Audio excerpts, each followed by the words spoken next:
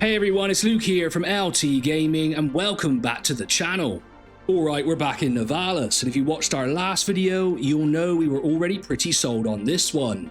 But since then, you ask? Well, the devs have been quietly reshaping the game into something even more refined, more alive, and more complete.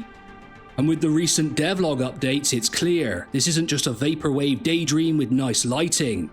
Nivalis is shaping up to be a fully interconnected life sim with depth, personality, and some unexpected new features, including a ferry driving robot called Salt Pete.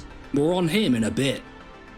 Let's check in on what's changed, what's improving, and why Nivalis might just be one of the most distinctive games on the horizon. I have to say, both me and Tom absolutely love Cyberpunk games. I also love synthwave music. I mean, I was hugely into classic rock growing up, but recently I've seen La Brock, there's Nina, there's Wolf Club, really great synthwave bands out there. So yeah, I'm giving them a shout out as well. If you're into this style, music is just absolutely awesome. Like even the music from Cloudpunk is just absolutely banging. Nivalis is still exactly what made it interesting to begin with, a first-person, slice-of-life city builder where you're not saving the world, you're just trying to live in it. You run businesses, decorate your apartment, fish, farm, hang out with strange characters, and slowly build a life in a neon-washed city that feels like it could fall apart at any moment. I think I made a joke about LT Gaming in the last one, but yeah, we're not falling apart at any moment, we're doing alright. It shares the same universe as Cloudpunk, an absolute beautiful game that is one of my favourites, but is more grounded and more personal. You're not just zipping through the sky doing deliveries, you're on the street, in the alleys, running your own little empire of tea shops, nightclubs, or noodle bars. And that mix of city sim, life sim, and narrative immersion still feels like something no other Cyberpunk game is really aiming for. I think part of the appeal for me in Cyberpunk 2077 was just living in the world, and all the combat and some of the forced storylines, although they were great and very dark in places, it just wasn't that immersive for me. And honestly, I just want a Cyberpunk world I can live in and exist and play forever, really. But here's what's really interesting now. The more Nivalis develops, the more it leans into interconnectivity. Everything in this game is linked. Your greenhouse feeds your restaurant, your business funds your apartment upgrades, your relationships with NPCs feed into story threads, faction drama, and daily life. And crucially, it's not just about cozy vibes, there's actual tension here. The city has power outages, corrupt AI, crime syndicates. You're not building in a safe sandbox, you're carving out stability in a world that's constantly trying to glitch apart. Well, I mean, just like real life maybe? I'm not too sure. The balance of comfort and collapse, that's where Nivalis really thrives. So what's changed since we last talked? First, the game is now confirmed to launch as a full release, no early access. That's kind of a big deal these days. The devs are holding the line until everything is ready because the systems under the hood, businesses, staff, supply chains, they're all deeply interconnected.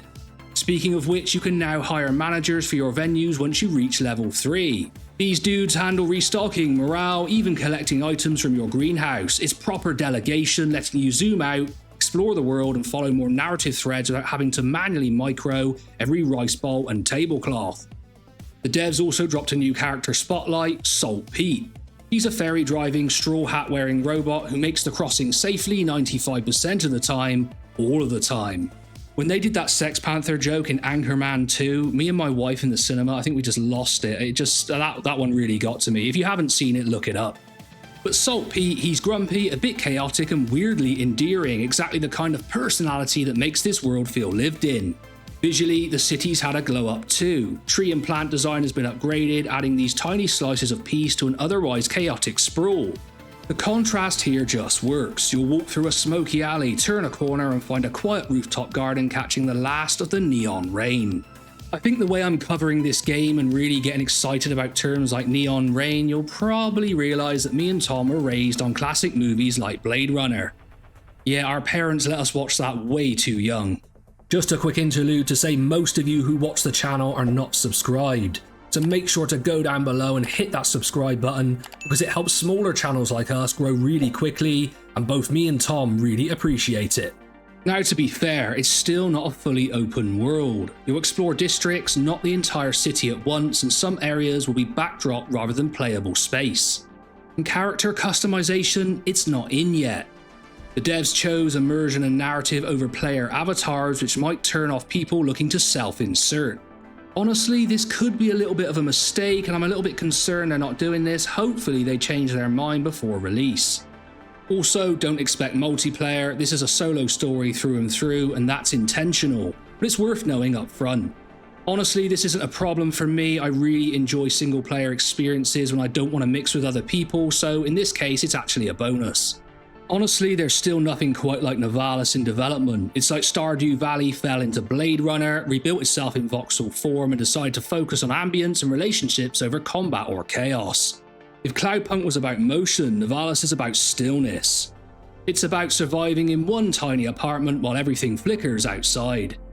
And in an era where every game wants to be a roguelike loot fest, Nivalis is over here saying, what if you just ran a bar and vibed? The devs are clearly listening, they're updating FAQs, responding to community questions, and fine-tuning systems with care. There's no roadmap yet, but if they keep leaning into emergent storytelling and world detail, this could become one of the most replayable chill life sims out there. And honestly, just give me more Cyberpunk vibes, give me more strange characters with weird side quests. That's where the heart of the game is. So where do you stand? Is Nivalis still on your wish list? Are you into this whole slow burn cyberpunk life, or are you waiting to see more before committing? Let us know down below, and if you haven't subscribed yet, hit that button. We've got more amazing deep dive lists on the way and chilled strategy previews coming soon. And I've got a strong feeling this won't be the last time we visit Nivalis, and I'm really grateful for it. I've been Luke from LT Gaming, and as always, I'll catch you on the next one.